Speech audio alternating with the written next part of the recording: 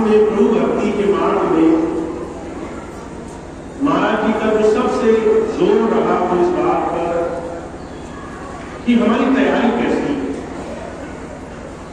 अगर आप अपने बच्चे को स्कूल भेजें और आप चाहें कि वो हर साल परीक्षा पास करे, आगे बढ़े, तो उसकी सारी मेहनत तैयारी पर होनी चाहिए।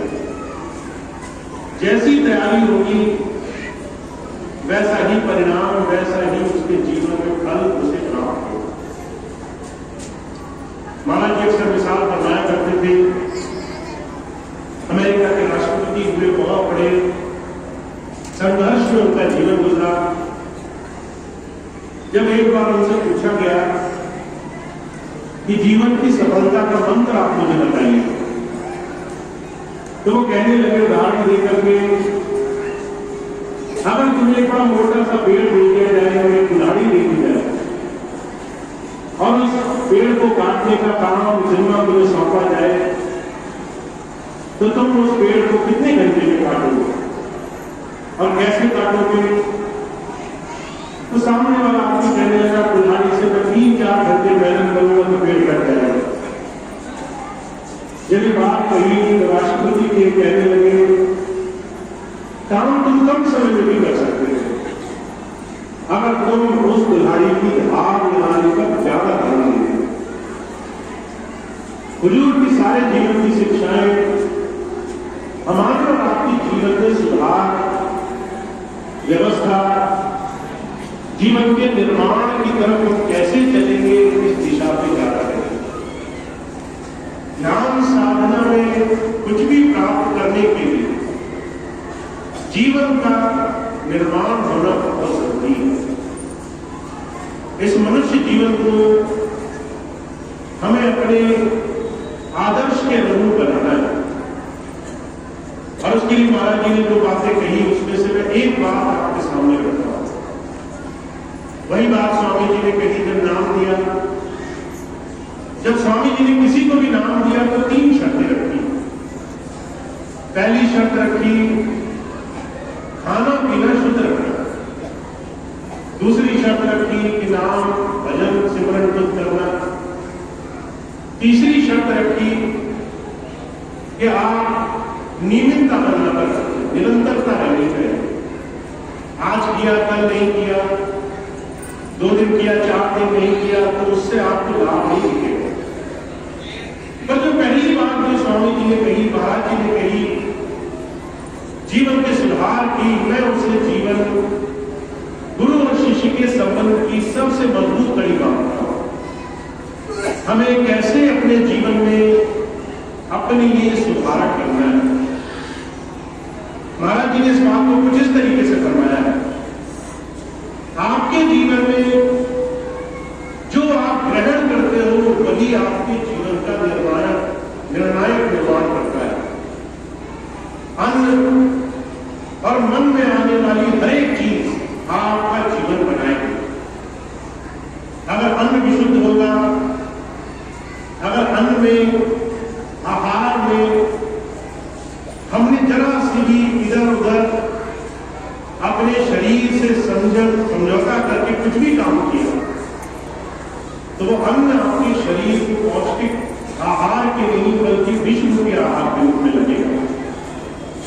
अब आजकल लोग सिर्फ इसलिए भोजन करते हैं क्योंकि बहुत स्वादिष्ट है, बहुत ज्यादा है, कभी मिला नहीं है, किसी की यहाँ शादी में गए हैं इसलिए, किसी और तरीके से उसमें कोई रस आ रहा है। हुजूर कहा करते थे भोजन के प्रति, आहार के प्रति अपने मन का निर्माण करो। आप भोग के लिए अगर भोजन कर रहे हो तो हमेशा भोजन कष्ट का कारण बनेगा। बहुत से लोग ऐसे हैं जो आहार को अध्यात्म से नहीं जोड़ते, पर महाराज जी कहा करते थे आहार का अध्यात्म से सीधा सीधा संबंध है। अगर आपको एक वक्त भूख लगी और जितनी भूख है उसकी मात्रा से आपने ज्यादा खा लिया तो आप चाहे लाख कोशिश करो उस दिन ध्यान पे नहीं बैठ पाओ। चाहे लाख कोशिश करो, उस दिन आपका मन, उस दिन आपके विचार, उस दिन आपकी शक्ति दोनों ही आपके ध्यान की तरफ नहीं देंगे। आलस आएगा, नींद आएगी, तरह तरह के विचार आएंगे, और हम लाख कोशिश करके उस दिन अपने ध्यान की तरफ नहीं बढ़ सकते। तो क्या करें? अन्न खाना छोड़ दें, भूखे रहने लग जाए। महाराज जी ने दो चीजें कही। पहली चीज कही कि अन्न के साथ आपका संबंध भोग का नहीं होना चाहिए, उसको अपने पोषण का आहार बनाइए। शरीर को क्या चाहिए वो भोजन अलग होता है, और शरीर की इच्छाएं क्या है वो भोजन अलग होता है। जरूरी नहीं है कि आपके शरीर को तला भुना दुनिया की बाहरी चीजों में फंसा हुआ हर एक तरह का भोजन चाहिए। आपके भोजन को सात्विक होना चाहिए। और आयुर्वेद में भोजन को 3 श्रेणियों में बांटा गया है। सब तो रजोत्तम है। एक भोजन ऐसा होता है जो आलस पैदा करता है, तामसिक भोजन होता है। एक भोजन ऐसा होता है जो सत्य पैदा करता है, जो सहजता पैदा करता है, जो आपके शरीर को शक्ति देता है। तो महाराज जी ने बड़ी सीधी जबान में उसको समझाने की कोशिश करी है।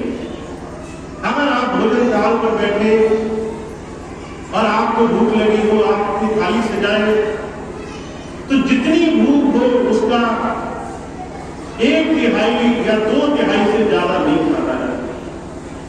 अगर भूख लगी है 4 रोटी की तो 3 पे ही निपट जाना है। अगर शरीर को ज्यादा चाहिए तो उसको थोड़े कम में संतोष कर देना है। आप कहेंगे शक्ति नहीं मिलेगी, ताकत नहीं मिलेगी। अभी कुछ दिन पहले मुझे एक सत्संगी मिले बिजनौर में। मैं आपको जीवन उदाहरण बता रहा हूं। वो हमें सत्संग में लेकर गए, रास्ते में मिठाई वाले की दुकान पड़ी, 2-4 सत्संगी साथ थे, सबको ले जाकर उन्होंने वहां खड़ा कर दिया। 1 किलो मिठाई खरीदी। कहने लगे भैया जी मिठाई खाइए, शक्ति आएगी। हमें मीठा खाने से शक्ति आएगी ये धारणा उसकी थी। अब इतने सारे लोग साथ थे, किसी ने कहा हम नहीं खा सकते, किसी ने कहा कम खा सकते हैं। देखते देखते वही आधी किलो मिठाई खा गया। वही आधी किलो मिठाई खा गया। कहने लगा बड़ी शक्ति मिलती है, बड़ी शक्ति मिलती है, ये कह करके आधी किलो मिठाई खा गया। 1 महीने बाद मिला, कहने लगा भैया जी कोलेस्ट्रॉल की शिकायत हो गई, अंदर बड़े रोग लग गए। अब डॉक्टर ने मना कर दिया मिठाई मत देखो, खाना तो बहुत दूर की बात है। हम रोग के लिए कई बार आहार को, संसार के व्यसन को, भोग को हम कई बार सुख मानते हैं। और लोग कहा करते थे अगर पहले से संयम बढ़ता हो, पहले से हर एक चीज को जीवन के सुधार के लिए इस्तेमाल किया हो, तो ये चीजें जीवन को आगे बढ़ाने लगी। इसलिए महाराज जी कह रहे हैं जो भी शरीर को दोगे, चाहे वो अन्न हो, चाहे मन में आने के विचार हो, ये 2 चीजें आपके जीवन का ही निर्माण करेंगे। अन्न जितना खाना है, जितना भूख हो, उससे सिर्फ 2/3 में ही सिमटना है। अगर 4 की भूख है 3 में सिमटना है, 3 की भूख है 2 में सिमटना है। और कोशिश करना है भोजन ऐसा होना चाहिए जो शरीर को शक्ति दे, जो शरीर को आगे बढ़ाए, जो शरीर को सही दिशा में ले जाए।